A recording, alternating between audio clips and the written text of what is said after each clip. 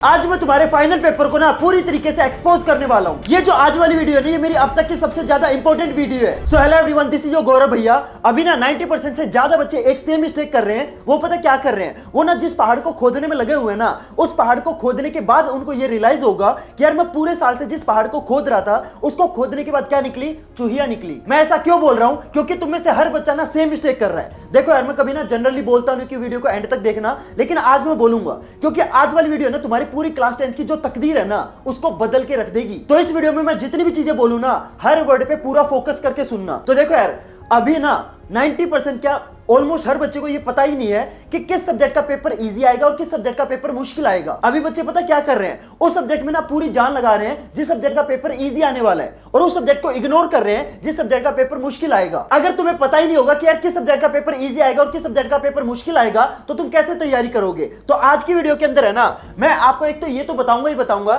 कि किस सब्जेक्ट का पेपर इजी आएगा, किस सब्जेक्ट का पेपर मुश्किल आएगा, और साथ में मैं आपको ये भी बताऊंगा कि किस सब्जेक्ट का पेपर आपका लेंथी आएगा। और सिर्फ इतना नहीं, मैं आपको ये भी बताऊंगा साथ में कि यार आपको ना किस सब्जेक्ट के लिए कितनी तैयारी करने की जरूरत है। क्योंकि मैं देख रहा हूं अभी ना बहुत सारे बच्चे सेम गलती कर रहे हैं, उस सब्जेक्ट में लगे हुए हैं जिस सब्जेक्ट में आपको उतनी मेहनत करने की जरूरत ही नहीं है। और अगर तुम उस सब्जेक्ट की बहुत ज्यादा तैयारी कर रहे हो ना, जिस सब्जेक्ट का आपका फाइनल पेपर इजी आने वाला है, तो तुम है ना एक तरीके से अपना टाइम वेस्ट कर रहे हो। तो आज की वीडियो के अंदर मैं आपको ना एग्जैक्ट बताने वाला हूं कि किस सब्जेक्ट का पेपर इजी आएगा, किस सब्जेक्ट का पेपर मुश्किल आएगा, और साथ में मैं आपको यह भी बताऊंगा कि किस सब्जेक्ट का पेपर आपका लेंथी आएगा, ताकि तुम पहले से ही उस सब्जेक्ट की ना रिटन प्रैक्टिस स्टार्ट कर दो। समझ रहे हो मेरी बात। और साथ में मैं आपको यह भी बताऊंगा कि किस सब्जेक्ट में आपको कितनी तैयारी करने की जरूरत है। तो चलो यार वीडियो को स्टार्ट करते हैं। सबसे पहली चीज है ना, अपने माइंड में ये डाल लो कि तुम्हारे सारे सब्जेक्ट के फाइनल पेपर का लेवल है ना सेम नहीं होता। ऐसा नहीं होगा कि अगर साइंस का पेपर मुश्किल आ रहा है तो इंग्लिश का पेपर भी मुश्किल आएगा, ऐसा नहीं होता। ऐसा हो सकता है कि साइंस का पेपर इजी आ जाए और इंग्लिश का पेपर आपका मुश्किल आ जाए। ऐसा कभी भी नहीं होगा कि तुम्हारे सारे सब्जेक्ट के पेपर इजी आ गए या फिर सारे सब्जेक्ट के पेपर मुश्किल आ गए। हर पेपर का लेवल अलग होता है, हर पेपर का जो लेंथीनेस है ना, वो भी आपकी अलग होती है। तो यहां पे मैं आपको ना सब्जेक्ट वाइज बताने वाला हूं। सबसे पहले मैंने इंग्लिश यहां पे क्यों रखा है, क्योंकि आपको अगर नहीं पता तो मैं अपने एक्सपीरियंस के बेसिस पे आपको बता देता हूं कि तुम्हारी जब भी डेट शीट आएगी, उस डेट शीट के अंदर है ना, आपका जो इंग्लिश का पेपर है ना, वो आपका सबसे पहले होगा। अब चाहे ये मान लो कि सीबीएसई का ये फेवरेट सब्जेक्ट है, जो भी मानना है, लेकिन ये बात की गारंटी पक्का है कि तुम्हारा जो पहला पेपर होगा ना, वो आपका इंग्लिश का होगा, जो कि अराउंड 15 फरवरी के ही आसपास होगा। अब मेरे को ये नहीं पता 15 फरवरी को संडे आता है या क्या आता है, मेरे को नहीं पता, लेकिन ये मान के चलना कि 15 फरवरी के सबसे जो क्लोजेस्ट मंडे होगा ना, उस दिन से आपके पेपर स्टार्ट होंगे और आपका सबसे पहला पेपर इंग्लिश का होगा। क्लियर, इतना समझ में आया। अब मैं आपको बताता हूं कि आपके इंग्लिश वाले पेपर का लेवल क्या होगा। ये चीज है ना बहुत ही ज्यादा इंपॉर्टेंट है। तो अब ये वाली चीज है ना, ध्यान से सुनना। तो देखो यार, जो आपका इंग्लिश वाला पेपर होता है ना, ये आपका 80% क्या होता है, 80% आपका एवरेज होता है, 10% आपका हार्ड होता है, और जो आपका बचा हुआ 10% है, ये आपका इजी होता है। अब मैं आपको ना साथ में ये भी बताऊंगा कि कौन सी चीज आपकी इजी आएगी, कौन सी चीज आपकी हार्ड आएगी। तो ध्यान से सुनना। देखो यार, इंग्लिश के अंदर जो आपका लिटरेचर वाला पार्ट होता है ना, ये आपका क्या आता है, ये आपका बिलो एवरेज होता है। ठीक है, बिलो एवरेज, इसका मतलब क्या है कि अगर आप, एवरेज की स्पेलिंग यहां पे गलत हो गई, तो देखो यार, बिलो एवरेज का मतलब क्या है। बिलो एवरेज का मतलब ये है कि भाई आप अगर लिटरेचर के अंदर सिर्फ और सिर्फ अगर आप एनसीईआरटी भी कर लेते हो, तो भी आपके लिटरेचर में नंबर नहीं कटेंगे। मैं देखता हूं बहुत सारे बच्चे क्या करते हैं, इंग्लिश के अंदर है ना, पता नहीं कौन कौन सी अलग अलग मतलब क्वेश्चन बैंक पता नहीं क्या क्या खरीद लेंगे। इंग्लिश में लिटरेचर की तैयारी करने के लिए सिर्फ और सिर्फ आपको एनसीईआरटी मोर देन इनफ है। लिटरेचर की तैयारी करने के लिए आपको कोई भी एक्स्ट्रा बुक लेने की जरूरत नहीं है। पहली चीज समझ में आई। अब जो चीज मुश्किल आएगी ना, वो क्या होगी, that will be your two things. पहली चीज है ग्रामर। ठीक है, ग्रामर आपकी हमेशा हार्ड आती है। लिटरेचर आपका बिलो एवरेज आएगा, लेकिन जो ग्रामर है ना, वो आपकी हार्ड आएगी। पहली चीज तो ये आपकी हार्ड आएगी। दूसरी चीज जो कि है आपका रीडिंग, यानी कि जो आपका अनसीन पैसेज होता है ना, अनसीन पैसेज आपने देखा होगा ना, जब भी आपका पेपर स्टार्ट होता है तो सबसे पहले आपका अनसीन पैसेज होता है। ये दो चीजें हमेशा आपकी मुश्किल आती है। रीडिंग वाले पार्ट में क्या होता है कि कई बार है ना, किसी बच्चे के सेट में हो सकता है कि अनसीन पैसेज आपका इजी आ जाए और दूसरे बच्चे के में मुश्किल आ जाए, लेकिन जो ग्रामर वाला पार्ट है ना, वो हमेशा मुश्किल आता है, हर सेट में मुश्किल आता है। लेकिन रीडिंग सेक्शन कुछ बच्चों के केस में इजी आ सकता है, कुछ बच्चों के केस में मुश्किल आ सकता है, लेकिन आप है ना पहले से ये सोच के जाना कि आपको ना मुश्किल वाला सेट मिलेगा। तुम अपनी जो तैयारी करोगे ना वो मुश्किल के हिसाब से करोगे। Clear everyone? तो ग्रामर और रीडिंग आपकी मुश्किल आएगी, लिटरेचर आपका बिलो एवरेज आएगा। तो लिटरेचर में जो तुम बहुत ज्यादा मेहनत करते रहते हो ना, टाइम वेस्ट करते रहते हो, लिटरेचर में आपको ज्यादा मेहनत करने की जरूरत नहीं है। जो आपको ज्यादा मेहनत करनी है ना वो आपको ग्रामर और रीडिंग वाले पार्ट में करनी है। Clear everyone? ये चीज समझ में आई? अब मैं आपको बताता हूं कि क्या आपका इंग्लिश का पेपर लेंथी होता है। तो देखो यार, इंग्लिश का जो पेपर होता है ना वो मैं ना तो ये बोलूंगा कि यार बहुत ज्यादा लेंथी होता है या बहुत ज्यादा मतलब छोटा होता है। इंग्लिश का पेपर आपका क्या होता है, ऑन टाइम होता है। ऑन टाइम का मतलब क्या है कि अगर आपको 3 घंटे का टाइम मिल रहा है तो आपकी अगर स्पीड, लिखने की जो स्पीड होती है ना, अगर आपकी नॉर्मल बच्चे जितनी है तो आपका जो पेपर है ना वो ऑन टाइम पूरा होगा, यानी कि 3 घंटे के अंदर ही पूरा होगा। लेकिन अगर आपकी स्पीड स्लो है, अगर एक नॉर्मल एवरेज बच्चे से स्लो स्पीड है ना तुम्हारी लिखने की, तो तुम्हारा पेपर हो सकता है छूट जाए। तो मैं आपको पहले से वार्निंग दे रहा हूं कि आपका जो इंग्लिश का पेपर होगा ना वो आपका ऑन टाइम पूरा होगा। ऐसा हो सकता है कि तुम्हें रिवीजन करने का भी टाइम ना मिले। और अगर तुम्हारी स्पीड स्लो है ना तो मैं आपको बोलूंगा कि प्लीज अभी से अपनी जो प्रैक्टिस करनी है ना वो शुरू कर दो। तो अपने लिखने की स्पीड को ना इंक्रीज करो। Clear everyone? आपको समझ में आया इंग्लिश का पेपर किस तरीके से आने वाला है? अगले सब्जेक्ट पे चलते हैं, दैट इज साइंस। साइंस के अंदर आपके ना 3 चीजें होती हैं। एक होती है बायोलॉजी, दूसरा होता है आपका फिजिक्स, और तीसरी होती है आपकी केमिस्ट्री। तो देखो यार, जो आपकी बायोलॉजी है ना ये क्या होगी, ये आपकी इजी आती है, हमेशा इजी आती है। बायोलॉजी के अंदर अगर आप सिर्फ और सिर्फ एनसीईआरटी की रीडिंग करते हो, एनसीईआरटी की क्या करनी है, रीडिंग करनी है, एनसीईआरटी के इन टेक्स्ट क्वेश्चन करने हैं, एनसीईआरटी के एक्सटर्नल क्वेश्चन करने हैं, अगर आप ये 3 चीजें करके जाते हो बायोलॉजी में, मैं आपको बता रहा हूं एक भी नंबर आपका नहीं कटेगा। लेकिन मैं क्या देखता हूं, बच्चे ना बायोलॉजी में ना इतने बड़े बड़े क्वेश्चंस के रट्टे मारते रहते हैं। बायोलॉजी में आपको एक्स्ट्रा चीजें करने की जरूरत नहीं है, सिंपल अगर आप एनसीईआरटी कर लोगे वो मोर देन इनफ है। Clear everyone? तो बायोलॉजी आपकी इजी आती है। अब आई बात फिजिक्स की। तो फिजिक्स के अंदर जो आपका थ्योरी वाला पार्ट होता है ना वो आपका एवरेज होता है। क्या होता है? एवरेज होता है। और थ्योरी वाले जो भी क्वेश्चन होंगे वो सारे के सारे आपके कंसेप्ट बेस्ड होंगे। अगर तुम्हें फिजिक्स में कंसेप्ट आता है तो तुम इन क्वेश्चंस को कर लोगे, लेकिन अगर तुमने क्वेश्चन रटे होंगे ना, फिजिक्स आपको रटनी नहीं है। अगर तुम्हें फिजिक्स के सारे कंसेप्ट आते हैं तो ये तुम क्वेश्चन कर लोगे, बड़े प्यार से कर लोगे। तो आपको ना फिजिक्स को समझना है, पहली चीज। दूसरी चीज, फिजिक्स के जो न्यूमेरिकल होते हैं ये आपके अबव एवरेज आएंगे। क्या आएंगे? Above average. तो इसीलिए मैं आपको बोलूंगा कि न्यूमेरिकल्स की प्रैक्टिस करना शुरू कर दो, क्योंकि मैक्सिमम बच्चों के ना फिजिक्स में एक ही चीज की वजह से नंबर कटते हैं, एंड दैट आर न्यूमेरिकल। तो न्यूमेरिकल की तैयारी करना शुरू कर दो। Clear everyone? अब तीसरी चीज आती है आपकी केमिस्ट्री। तो केमिस्ट्री का पेपर कैसा होता है चलो बताता हूं। तो देखो यार, केमिस्ट्री का जो आपका थ्योरी वाला पार्ट है ना वो आपका क्या होगा, वो आपका इजी होगा, ठीक है। लेकिन केमिस्ट्री में ना 1-2 चीजें होती है जो आपकी मुश्किल आएंगी। क्या क्या मुश्किल आएगा? एक तो आपके जो कंपिटेंसी बेस्ड क्वेश्चन है, कंपिटेंसी बेस्ड क्वेश्चन जो आपके केमिस्ट्री वाले होते हैं ना वो सबसे ज्यादा मुश्किल होते हैं। तो केमिस्ट्री के जो कंपिटेंसी बेस्ड क्वेश्चन है उनकी तैयारी शुरू कर दो। दूसरी चीज, जो आपके इक्वेशंस होती है ना, आपके एनसीईआरटी के अंदर जितनी भी इक्वेशन है, चाहे वो इन टेक्स्ट क्वेश्चन में हो, चाहे एक्सटर्नल क्वेश्चन में हो, चाहे चैप्टर के अंदर हो, और तो चाहे तुम्हारी एक्टिविटी वाली इक्वेशन हो, सारी इक्वेशन आपको बिल्कुल फिंगर टिप्स में याद होनी चाहिए। Clear everyone? आपको ये चीजें समझ में आई? अब मैं आपको बताता हूं कि साइंस का पेपर आपका कैसा होने वाला है, मतलब लेंथी होगा, छोटा होगा। तो एक बात हमेशा याद रखना, साइंस का पेपर है ना हमेशा छोटा आता है। छोटा का मतलब कितना है कि अगर आपके मतलब लिखने की स्पीड सही है ना, मतलब एवरेज बच्चे जितनी है, तो आपका पेपर बड़े प्यार से 2 घंटे 40 मिनट में कंप्लीट हो जाएगा। इसका मतलब तुम्हें ना एक्स्ट्रा 20 मिनट्स मिलेंगी क्या चीज करने के लिए, पेपर को रिवाइज करने के लिए। तो अगर आपकी नॉर्मल स्पीड है ना तो आपका पेपर ये मान के चलो 2 घंटे 40 मिनट में खत्म हो जाएगा।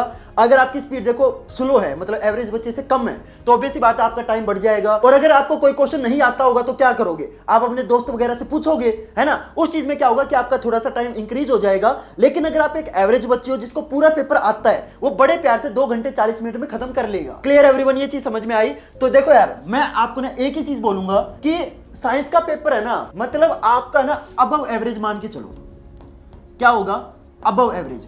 जो चीज आपकी मुश्किल होगी ना, जो चीज आपकी मुश्किल होगी, that will be competency based question.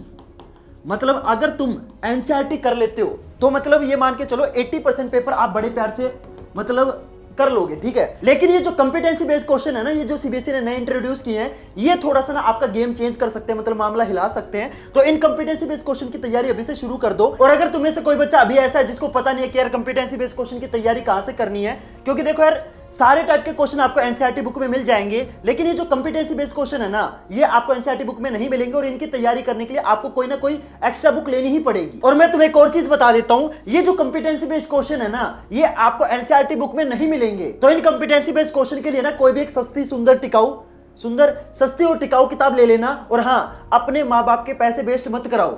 मैं देख रहा हूं बहुत सारे बच्चे क्या करते हैं ना, अपने घर को यार लिटरली लाइब्रेरी बना लेते हैं। तुम्हें फालतू की किताबें लेने की जरूरत नहीं है। जिन सब्जेक्ट की मैं बोल रहा हूं ना, सिर्फ उसी की लेनी है, इंग्लिश में मत ले लेना। मैं देख रहा हूं बहुत सारे बच्चे ना इंग्लिश की भी रेफरेंस बुक ले लेते हैं। इंग्लिश में तुम्हें रेफरेंस बुक की जरूरत नहीं है। जिन सब्जेक्ट की मैं बता रहा हूं ना, सिर्फ आपको उसी की लेनी है। फालतू की बुक्स में पैसा वेस्ट मत करो। और मैं आपको ना खुद से एक सस्ती और टिकाऊ बुक रेफर कर देता हूं, that is this Oswal books. और तुम मानोगे नहीं, मेरे पास है ना यहाँ पे अराउंड 100 से ज्यादा सैंपल पेपर पड़े हैं। ऐसा एक भी पब्लिकेशन नहीं है जिसके सैंपल पेपर मेरे पास ना हो। और मैंने ना सारी बुक को अच्छे से पढ़ा है, अच्छे से एनालाइज किया है, उसके बाद मैं आपको ये बुक रेफर कर रहा हूं, that is this Oswal sample paper. और मैं आपको लिटरली गारंटी दे रहा हूं, इससे बढ़िया सैंपल पेपर है ना आपको मार्केट में नहीं मिलेगा। और ये बुक है ना आपकी कंप्लीटली सोल्ड है। बाकी पब्लिकेशन में क्या होता है कि आधी बुक सोल्ड होती है, आधी बुक अनसोल्ड होती है, लेकिन ये बुक आपकी कंप्लीटली सोल्ड है। और साथ में इसके अंदर है ना जो सीबीएसई का ऑफिशियल सैंपल पेपर जो अभी आया था, वो भी आपको इसके अंदर कंप्लीटली सोल्ड मिलेगा। और मैं तुम्हें लिटरली गारंटी दे रहा हूं, इससे बढ़िया सैंपल पेपर है ना आपको नहीं मिलेगा। तो इस बुक को परचेज करने का जो लिंक है ना, वो मैंने आपको डिस्क्रिप्शन बॉक्स में दे रखा है। बाकी देखो यार, आपकी मर्जी है, आप इस बुक को जहां से परचेज करना चाहो वहां से कर सकते हो। लेकिन अगर मेरे लिंक से लोगे ना, तो ये बुक आपको 70 रुपए सस्ती मिलेगी। बाकी देखो आपकी मर्जी, जहां से लेना चाहो वहां से ले सकते हो। लेकिन एक बात ध्यान जरूर रखना, अपने माँ बाप के पैसे वेस्ट मत करना। इंग्लिश की कोई भी रेफरेंस बुक मत लेना। मैंने आपको रेफर की क्या इंग्लिश की? नहीं की ना। मैं आपको जिन सब्जेक्ट की रेफर कर रहा हूं, आपको सिर्फ वही लेनी है। क्लियर है एवरीवन? तो साइंस का आपको समझ में आया। अगला सब्जेक्ट आता है आपका एसएसटी, जिसके आपके टोटल 4 किताबें हैं, geography, history, civics and economics. And देखो यार, जो आपका ज्योग्राफी का थ्योरी वाला पार्ट है ना, ये आपका इजी आएगा, ठीक है। ये क्या आएगा? आपका इजी आएगा। लेकिन ज्योग्राफी का और हिस्ट्री का जो मैप वाले क्वेश्चन होते हैं ना, वो आपके एवरेज रहते हैं, ठीक है। तो मैप वाले क्वेश्चन आपको सिर्फ और सिर्फ एनसीईआरटी से करने, फालतू के और कहीं से करने की जरूरत नहीं है। तो मैप वाले क्वेश्चन पे थोड़ा सा पकड़ बना के रखना। थ्योरी वाले पार्ट तुम कर लोगे, ठीक है। थ्योरी पार्ट इजी आएगा, कोई दिक्कत नहीं है। लेकिन मैप वाला पार्ट है ना, थोड़ा सा एवरेज आता है। तो मैप जितने भी है वो सारे याद कर लेना। क्लियर है एवरीवन? अब हिस्ट्री और आपका इकोनॉमिक्स, हाँ, ये 2 चीजें आपकी हार्ड आती है। इनके जो आपके थ्योरेटिकल क्वेश्चन होते हैं ना, ये आपके हार्ड आएंगे। लेकिन जो आपका सिविक्स है, इसके जो कंपिटेंसी बेस्ड क्वेश्चन है, ये थोड़े से मुश्किल होंगे, ठीक है। कंपिटेंसी बेस्ड क्वेश्चन सिविक्स के मुश्किल होंगे, थ्योरी पार्ट इजी होगा। हिस्ट्री आपकी हार्ड आएगी, इकोनॉमिक्स आपकी हार्ड आएगी, ज्योग्राफी आपकी इजी होगी, ठीक है। इस तरीके से आपको तैयारी करनी है। मैं देखता हूं बहुत सारे बच्चे पता क्या करते हैं, ज्योग्राफी में ना अपनी पूरी जान लगा देंगे। ज्योग्राफी आपकी इजी आएगी मेरी जान, ज्योग्राफी में आपको पूरी जान लगाने की जरूरत नहीं है। जो आप ज्योग्राफी में जान लगा रहे हो ना, वो थोड़ी सी जान बचा के हिस्ट्री और इकोनॉमिक्स में लगाओ। क्लियर? ये चीज समझ में आ रही है ना? ठीक है। अब मैं आपको बताता हूं कि आपका एसएसटी का पेपर लेंथी होगा कि नहीं होगा। तो देखो यार, एसएसटी का पेपर जिस बच्चे को आता है, ठीक है, जिस बच्चे को आता है वो बड़े प्यार से ये मान लो 2 घंटे 50 मिनट में कर लेगा। इसका मतलब तुम्हें एक्स्ट्रा 10 मिनट मिलेगी फॉर रिवीजन, ठीक है, रिवीजन करने के लिए। तो आपका जो एसएसटी का पेपर है ना, मैं ये बोलूंगा कि एवरेज है, मतलब 2 घंटे 50 मिनट में आपका पेपर पूरा हो जाएगा। तो ऐसे लेंथीनेस की प्रॉब्लम नहीं आएगी आपको एसएसटी के अंदर। लेकिन पेपर है ना, जो ओवरऑल पेपर अगर मैं आपको बताऊं, तो ओवरऑल जो पेपर होता है वो आपका एसएसटी का अबव एवरेज आता है, ठीक है। और वो किस किस की वजह से आता है? एक तो आपका हिस्ट्री की वजह से आता है, दूसरा आपका इकोनॉमिक्स की वजह से आता है। तो इन 2 किताबों पे ना पूरा फोकस रखना। क्लियर? अगला सब्जेक्ट आता है आपका मैथ्स। तो देखो यार, मैथ आपका कभी भी, मतलब चाहे कितने भी साल के पेपर उठा के देख लो, आपका जो मैथ होता है ना, एवरेज आता है। ना तो आपका बिलो एवरेज होगा, ना आपका मतलब अबव एवरेज होगा। अगर तुम सिर्फ और सिर्फ एक तो एनसीईआरटी कर लो, ठीक है। और एनसीईआरटी करने का मतलब ये नहीं कि बस टाइम पास के लिए कर दी। एनसीईआरटी तुम्हें ऐसी आनी चाहिए, मतलब ऐसी आनी चाहिए ना कि अगर मैं तुम्हें रात में उठा के पूछूं ना कि यार इस वाले क्वेश्चन का आंसर बता, तो वो क्वेश्चन तुम्हें आता हो। मतलब एनसीईआरटी पूरी ऐसे निचोड़ के ना पी जानी है। समझ रहे हो मेरी बात? तो मैथ के अंदर पहली चीज तो आपको एनसीईआरटी तो हर हाल में करनी है। अब दूसरी गलती जो बहुत सारे बच्चे करते हैं ना, वो आरडी शर्मा या फिर आरएस अग्रवाल, इन बुक के पीछे पड़े हुए हैं। मैं ये नहीं बोल रहा कि बुक खराब है, मैं खराब नहीं बोल रहा, बहुत अच्छी किताब है। लेकिन ये सोचो ना यार, तुम कहां खड़े हो? तुम अक्टूबर में खड़े हो, तुम्हारा पेपर ना आरडी से आएगा ना आरएस अग्रवाल से आएगा। देखो यार, मैथ के अंदर आपके ना एक तो असर्शन एंड रीजन वाले क्वेश्चन आएंगे, तुम्हें पता है, दूसरा आपके कंपिटेंसी बेस्ड क्वेश्चन आएंगे, और लास्ट में आपके केस बेस्ड क्वेश्चन भी डाल दिए गए हैं। ठीक है, अब ये तीनों टाइप के जो क्वेश्चन है ना तो आपको एनसीईआरटी बुक में मिलेंगे, ना तुम्हें आर.डी. शर्मा में मिलेंगे, ना तुम्हें आर.एस. अग्रवाल में मिलेंगे। तो इन क्वेश्चन की भी तो तैयारी करनी है ना। देखो यार, एनसीईआरटी से आपका ये मान के चलो 70 to 80% पेपर आपका कवर हो जाएगा, मना नहीं कर रहा। मैंने आपको स्टार्टिंग में बोला था एनसीईआरटी तो करना जरूरी है, लेकिन इन क्वेश्चन की भी तो तैयारी करनी है ना। उसके लिए आपको लेने हैं ये ओसवाल के मैथ वाले सैंपल पेपर। ठीक है, एक तो आपको साइंस में लेने हैं, एक आपको मैथ में लेने हैं, दैट्स इट। एसएसटी में आप लेना चाहो तो ले सकते हो, मैं मना नहीं कर रहा, लेकिन एसएसटी है ना डाइसी है। मतलब तुम्हें अगर एसएसटी से थोड़ा सा डर लगता है, तुम्हारा एसएसटी वीक है, तो मैं आपको रेकमेंड करूंगा कि ओसवाल के सैंपल पेपर ले लेना। ठीक है, अगर आपकी राइटिंग स्लो है तो ये ओसवाल के जो एसएसटी वाले सैंपल पेपर अच्छे हैं, लेकिन मैं ये नहीं बोलूंगा कि ले ही लो। ठीक है, ये तुम पे डिपेंड करता है, इसके लिए मैं नहीं बोलूंगा। इंग्लिश के नहीं लेने हैं, हिंदी के नहीं लेने हैं, किस किस के लेने हैं, साइंस और मैथ के लेने हैं। एसएसटी पे तुम्हारे ऊपर डिपेंड करता है। अगर तुम्हारी एसएसटी इजी है, मतलब तुम्हें एसएसटी इजी लगती है, बढ़िया एसएसटी, तो लेने की जरूरत नहीं है। ठीक है, मेरा यहाँ पे देखो काम बेचना नहीं है, सीधी से बता रहा हूं। मैं आपको जो तुम्हारे फायदे की चीज है ना वो मैं आपको बता रहा हूं। अगर मेरे को बेचना होता ना तो मैं ये बोलता कि इंग्लिश का भी ले लो, हिंदी का भी ले लो, एसएसटी का भी ले लो ना। मैं आपको बिल्कुल रियलिटी तुम्हारे मुंह पे बता रहा हूं। तुम्हें किन किन बुक के सैंपल पेपर लेने हैं, तुम्हें एक तो साइंस के लेने हैं, एक आपको मैथ के लेने हैं, और दोनों में ओसवाल इज द बेस्ट। मतलब ओसवाल से ऊपर कोई भी सैंपल पेपर नहीं है। मैंने लिटरली 5 से ज्यादा सैंपल पेपर को कंपेयर किया है, हर पेज को मैंने ऐसे कंपेयर करके देखा है, उसके बाद मैं आपको बता रहा हूं। तो इन सारी बुक को परचेज करने का लिंक मैंने आपको डिस्क्रिप्शन बॉक्स में दे दिया है। देखो, बाकी आपकी मर्जी है, जहां से लेना चाहो वहां से ले सकते हो, लेकिन अगर मेरे लिंक से लोगे ना तो आपको 70 रुपए का डिस्काउंट मिल जाएगा, दैट्स इट। ठीक है, क्योंकि दिवाली वगैरह चल रही है तो 70 रुपए का डिस्काउंट मिल जाएगा। क्लियर एवरीवन, मैथ में समझ में आया। अब मैं आपको बताता हूं कि मैथ का पेपर आपका लेंथी होता है कि नहीं होता।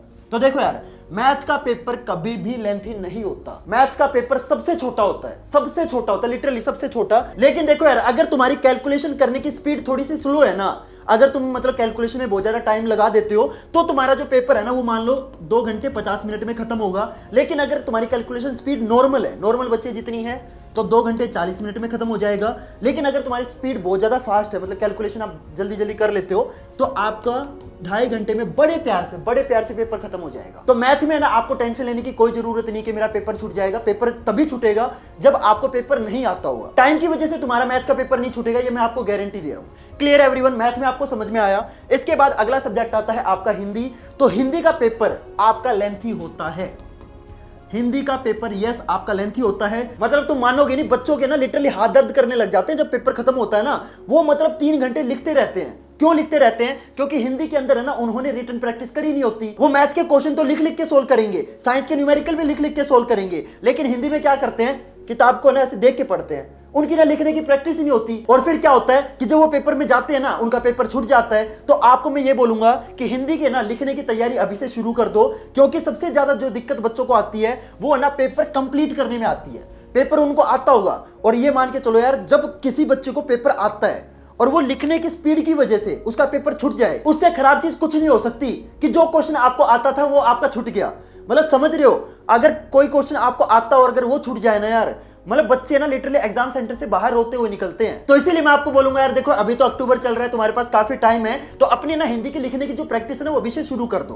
Clear everyone. और यार इसी के साथ इस वीडियो को एंड करते हैं। अगर तुम्हें वीडियो अच्छी लगी तो प्लीज यार वीडियो को लाइक कर देना। अगर तुम्हें वीडियो बहुत ज्यादा अच्छी लगी तो यार चैनल को सब्सक्राइब कर देना। और अगर यार तुम्हें वीडियो बहुत हद से ज्यादा अच्छी लगी तो प्लीज यार इस वीडियो को ज्यादा से ज्यादा शेयर करना, ताकि यार इस वीडियो से ना ज्यादा से ज्यादा बच्चों का फायदा हो। तो चलो गाइस, मिलते हैं फिर अगली वीडियो में नए टॉपिक के साथ। तब तक के लिए good bye and have a nice day.